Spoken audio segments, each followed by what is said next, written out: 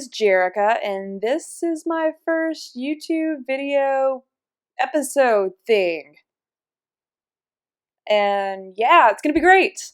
I am starting this YouTube channel to talk about video games and other things that I enjoy talking about, but most of it's gonna be about video games. And hopefully it can turn into something that's pretty cool. But yeah, since this is my first video, I apologize because I may not look directly in the camera the whole time. I'm just not used to it. It's a little weird, to be completely honest. It's a little weird. But yeah, just hopefully, this can be a place where I could talk about new games, maybe do some first impression videos, and really dive into some lore of games because that's how nerdy I am. But yeah, maybe talk about some comic books, movies, TV shows, who knows, and maybe have a few guests on and play some games and stuff. I know, it's super exciting. But yeah, I'm really excited to get this started, and I figured the first episode I can talk to you guys about something that I've been looking forward to for a very, very, very long time, and that is Mass Effect Andromeda. Little do you know about me, but I'm a huge Mass Effect fan. Huge!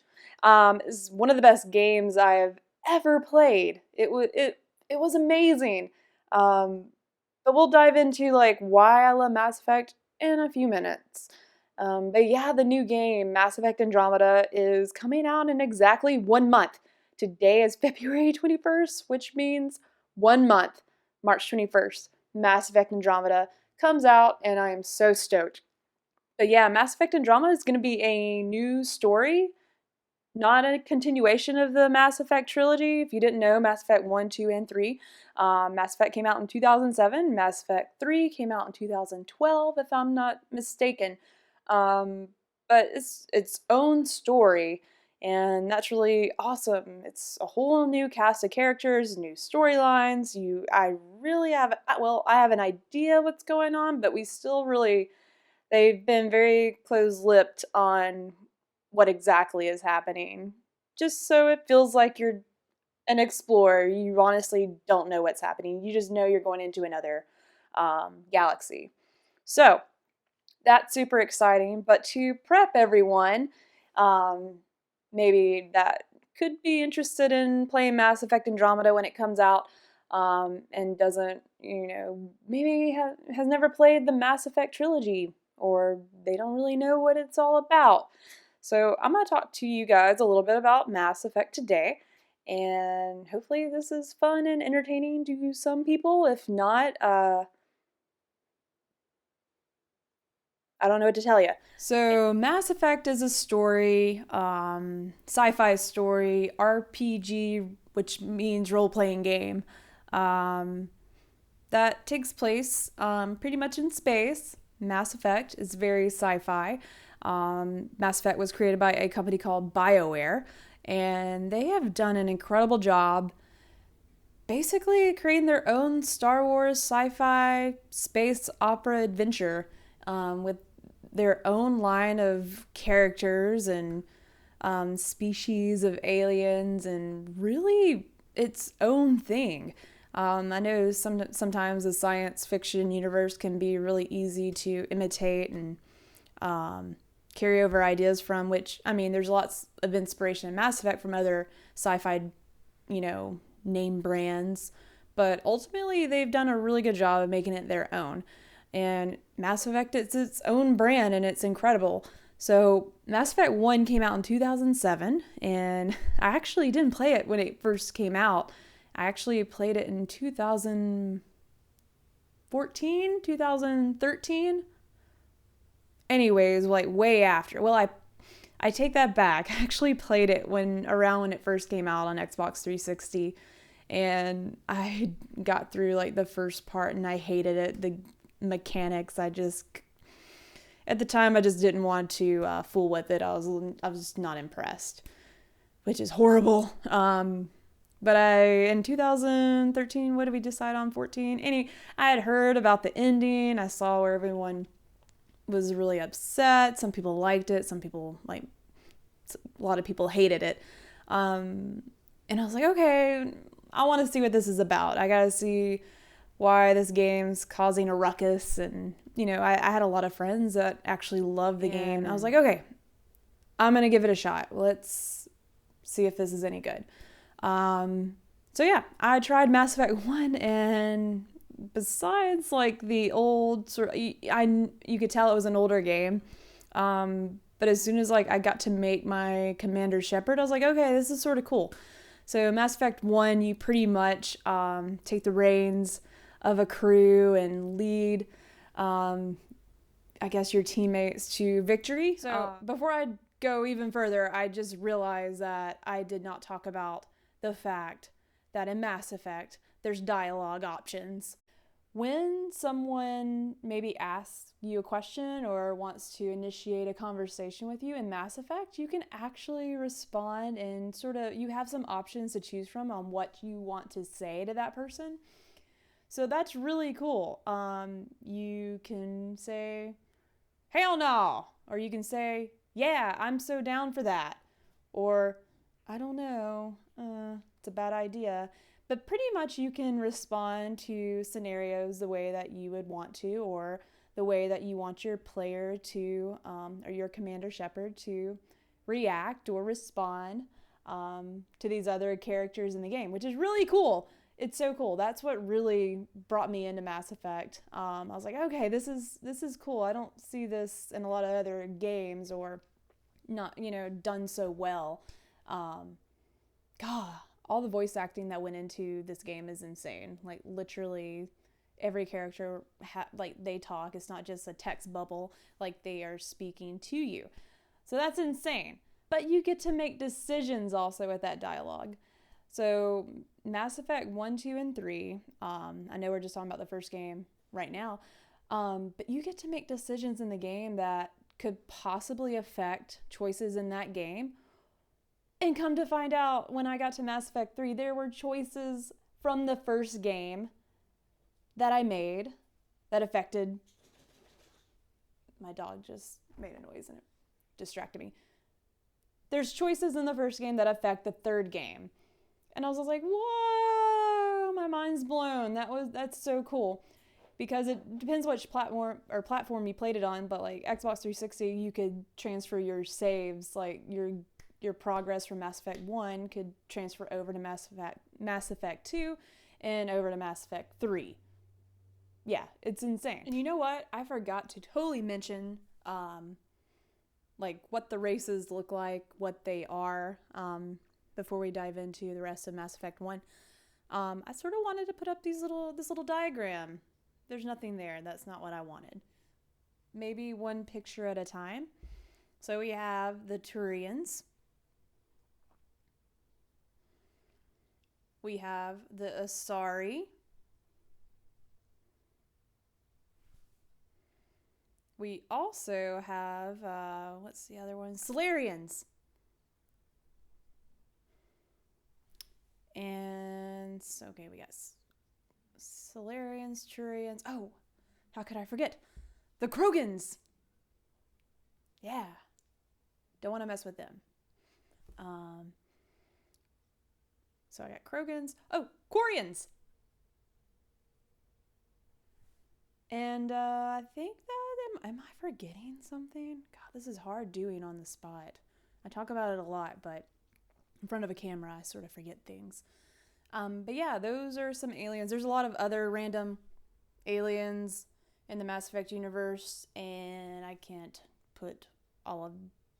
talk about them all in this one video. So, let's continue, shall we? Yeah, Mass Effect, you are Commander Shepard, and you're invited aboard the Normandy, which is I don't know much about Star Trek, but maybe this is a good comparison. Star Trek Enterprise. It's your main ship. It's your main hub. And you figure out there's some evil business going on a planet, and you have to go and investigate. So, I'm getting ahead of myself. Let me explain where humanity is at in this trilogy. So Mass Effect gives you there's a lot of lore in Mass Effect, a lot of things you can read about the backstory, but BioWare has done a really good job of tying in like real life, I guess, science discovery into their fictional universe. So apparently, in the future, humanity discovers some technology that boosts us 200 years in the future with technology, which allows us to explore other clusters within our galaxy, other faraway places that usually we couldn't travel to. But we're allowed to travel there. And we discover these things called mass relays in Mass Effect. Mass relay. A mass relay is this big ship sort of thing that you fly your ship into, and it blasts you off into other places in the Milky Way, like super fast. The point where I guess normally you would have to be put under cryogenic. I don't know what the right word is. You'd have to be asleep for a while before you got there, hundreds and hundreds of years. But using mass relays, we're able to get out of the Sol system, which is what we know of space that's close to Earth, beyond Pluto. Anyways, so when humanity discovers this technology and we start exploring outside of our system, we find that we're not alone. Of course, there's other alien races out there that have pretty much established themselves. There's a galactic council, and all these races have their own agenda, but they're working somewhat peacefully together. There were wars, humans being part of a couple of wars, and some of the races still don't get along. But ultimately, there's a civil agreement with all of these races of aliens, so including humans now. We're getting along for the most part. But yeah, let's get back to the story. Commander Shepard is asked to come aboard the Normandy, and we get a notification that a close planet is being attacked, and that's not a good thing, by this evil ship thing. And that's all you see from the transmitted information is this thing attacking these people on this base on this planet. And you're like, okay, let's go investigate. So Shepard's sent with a few crewmates to investigate. And like I said, this is a role-playing game. So you level up, you have weapons, you have other things you can craft, you have specs if you want to be a biotic and throw blue space dust at people. That's not a good way to describe biotics, but it's like the Force. If you're familiar with Star Wars, like the Force, but it's blue. Or you can be just a soldier and be really good with guns. But yeah, you can spec yourself up and choose your specialties, like any role-playing game, RPG. But yeah, you also have 2 squad mates. So Shepard gets to this planet. I'm digressing. Gets to this planet and realizes that there's a beacon. I'm just going to sort of cut through really quickly. And Shepard touches this beacon, and we realize that Shepard sort of has a way of communicating with a ancient alien technology. These aliens are known as the Protheans, which have been extinct for a while. But when Shepard touches this beacon, they receive some visions, and pretty much visions of the future, and they are not bright. Lots of fire, evil-looking things attacking, and a lot of death. So Shepard, I guess, is put on the pedestal by coming in contact with his vision and is on a mission to prevent these visions from happening. But yeah, so you're trying to prevent galaxy-wide destruction because those visions, that's what you gathered from them. So yeah, Commander Shepard goes through this amazing journey, lots of fights, a lot of battles, and trying to get the council to realize that danger is coming, something is up, and please listen to me. That's not really what Shepard said. I'm not gonna sit on my ass just because the council doesn't want to do anything. Maybe. I can't remember all the dialogue options. Um, but just, no one really listens to Shepard, except your, like, pretty much your crew. They have your back. But ultimately, it's this conflict of you knowing what's going to happen as Commander Shepard and trying to get the rest of the galaxy on your side. But you do have an antagonist in the storyline, and that's Saren. And I forgot to mention at the very beginning of the game that he is already on that planet that had the beacon and is trying to get that information, the visions, the Prothean technology before anyone else. That's why he's there. And he ends up shooting someone really important.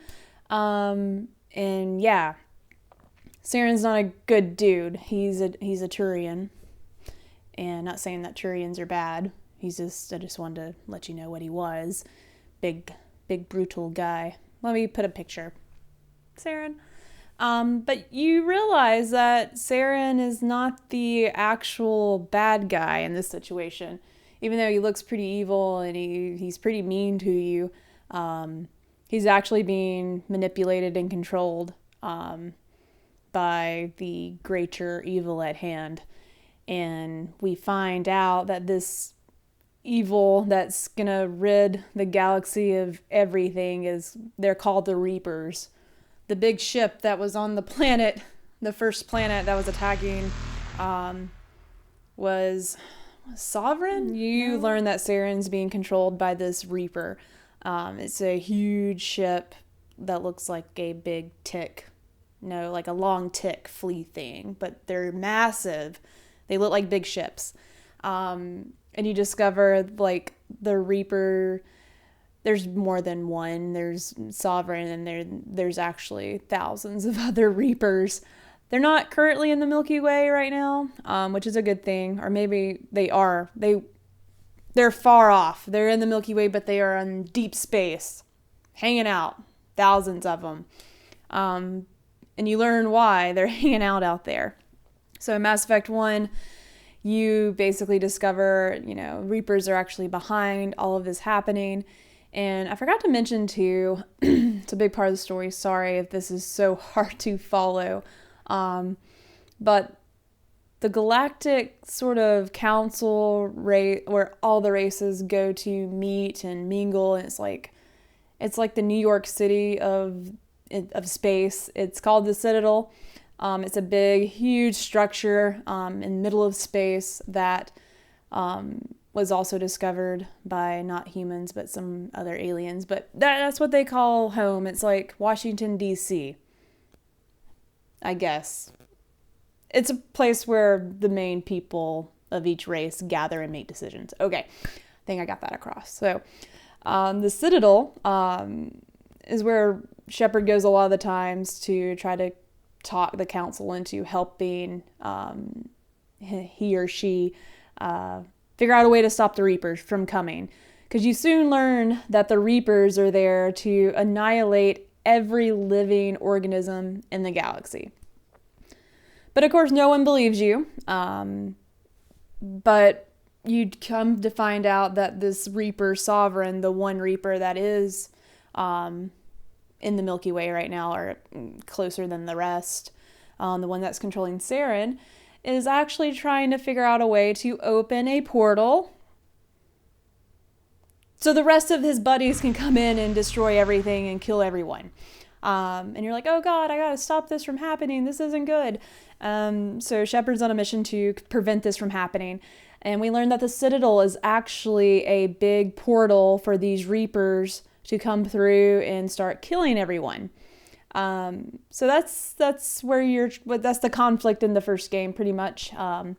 And it ends with a battle with the one Reaper coming into the Citadel, trying to open it up to let all his buddies into the party. And he is stopped. Sovereign's stopped. He takes control of Saren at some point and becomes this robotic Reaper Turian thing. And y'all fight, and Shepard luckily wins. Haha. And for right now, I guess it's safe to say that the Reapers can't come through the Citadel and kill everyone. But you learn that they're fine with that. It's just going to be a little bit of a longer journey for them. So back in deep space, all these Reapers are getting together. I'm like getting out of their lawn chairs. It's like, all right, guys, I guess we're in it for the long haul. So let's start making our way towards, I guess, in the inter Milky Way. So Shepard knows that the fight is not over. We just stopped it from happening faster. So that's pretty much Mass Effect 1. Realizing that the Reapers are on their way and we need to stop them. But still, even with all that fighting and the Reaper actually being in the Citadel, the Council still doesn't want to back Shepard and figure out a way to stop the Reapers. So that's Mass Effect 1. Yeah, I hope you enjoyed that really mediocre explanation of the first game. So I'll continue in my next video talking about Mass Effect 2 and 3. I'll try to condense that into one video. But for my first video, I figured I'd talk about Mass Effect and the first game and summarize that. Hopefully I remember to put a spoiler alert before I began this video. All right, well, thank you for tuning in. Stay tuned. So hopefully my second episode will be a little bit easier to follow. Like I said, it's my first one, so thank you. If you watched it all the way through, thank you for listening. And I'll catch you on the flip side.